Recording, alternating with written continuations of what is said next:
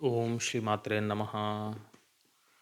अगला जो 17वां नाम है माँ ललिता का, वदन स्मर्य मांगल्य ग्रह तोरण चिल्लिका। जपनामावली में ओम वदन स्मर्य मांगल्य ग्रह तोरण चिल्लिकाय नमः। यहाँ पर जो माँ ललिता का मुखमंडल है, मतलब जो चेहरा है उनका, उसके सौंदर्य का वर्णन किया गया है। उसके सौंदर्य की उपमा किसके साथ में दी गई है? जो कामदेव हैं, कामदेव का जो मंगल ग्रह है, मतलब जो घर है उनका, उसके साथ में उपमा की गई है माँ के मुखमंडल की। और जो माँ की आँखों की भौहें हैं, उनकी उपमा किससे की गई है? जो कामदेव का ये मंगल ग्रह है, मंगल आलय है, इसमें जो दरवाजे हैं, तो जो दरवाज़ों के ऊपर तोरण लगी होती है, उस तोरण के साथ में माँ की आँखों की जो भौहें हैं, उनकी उपमा दी गई है। तो कितना यहाँ पर सौंदर्य है।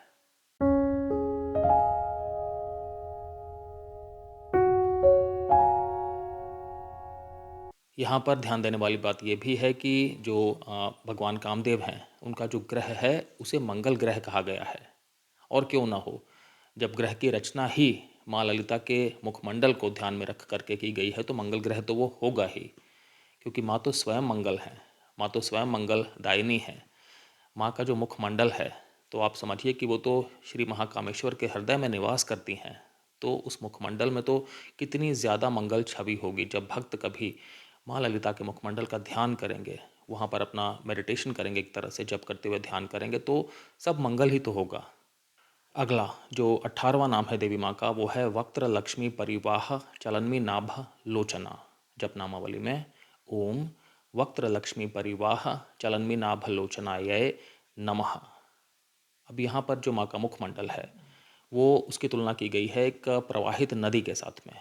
एक मतलब बहती हुई नदी के साथ में, झील के साथ में आप कह सकते हैं, कि जिसमें जो पानी का जो वेग है वो ठीक ठाक है।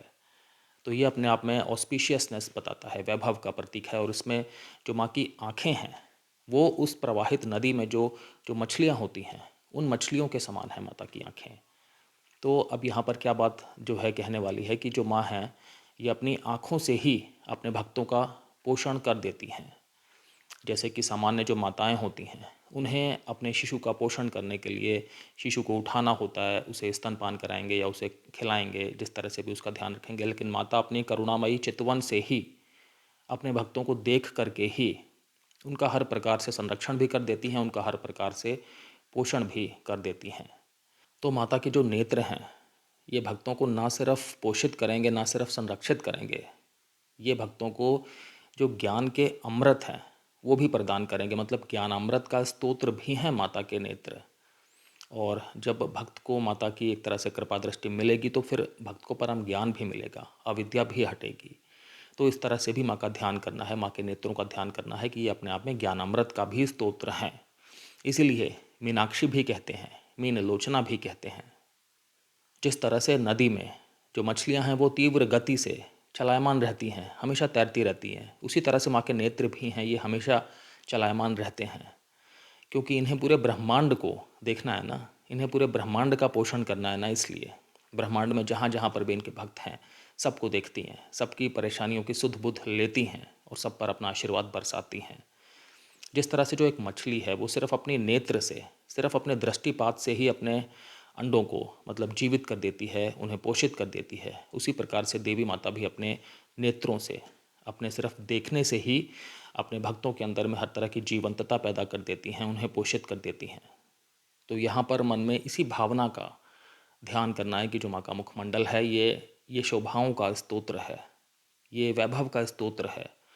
और बस जिस तरह से कि जल के स्तोत्र में मछलियाँ हमेशा चलायमान रहती हैं, तो माँ के नेत्र भी हमेशा चलायमान है। तो मुझे वो अपनी कृपा दृष्टि से हमेशा देखें और मेरा ध्यान रखें, मुझे अपना शुभाशीष दें, मुझे ज्ञान दें, मुझे अपने संरक्षण में रखें हमेशा। जब इस तरह के ध्यान से भक्त जो है माँ के मुखमंडल का अपने मन में ध्यान करेगा, छवि बनाएगा, माँ के नाम का जाप करेगा, तो फिर और क्या चाहिए, माँ की अनुकंपा तो मिलेगी ही। यहाँ पर एक बात और ध्यान देने वाली है कि जो ये माँ की नेत्रों की तुलना मछली से की गई है, तो यदि हम अपनी वैदिक ज्योतिष में देखें, तो जो मीन राशि है वो एक तरह से मछलियों का निरूपण करेगी। और मीन राशि जो है, ये कालपुरुष की कुंडली में 12वां जो घर है वो होता है। तो ये द्योतक किस चीज़ का होता है? द्योतक होता है ये मोक्ष का। द्योतक होता है ये परम ज्ञान का। तो जिस तरह से मैंने आपको यहाँ पर भी श्लोकार्थ बताया कि जो माँ के नेत्र हैं ये एक तरह से ज्ञानामृत का के स्तोत्र हैं, तो ये वाली बात वहाँ पर भी हमारी जो वैदिक ज्योतिष है, जो हमारा बिल्कुल प्राचीन ज्ञान है, जो हर तरह से सही सिद्ध है, सही ज्योतिष ये होना चाहिए, ये वाली बात भी है। तो उसी के समकक्ष ये वाली बात है कि यहाँ पर जिस तरह से माँ अपने नेत्रों के चितवन से अपने भक्तों को परम ज्ञान देंगे तो भक्त को तो मोक्ष मिल ही जाएगा ना, लिबरेशन तो हो ही जाएगा। उसी तरह से वो वाली चीज़ वहाँ पर भी है कि जो 12वां घर है वही मीन राशि का घर होता है, जो अपने आप में मोक्ष का कारक होता है।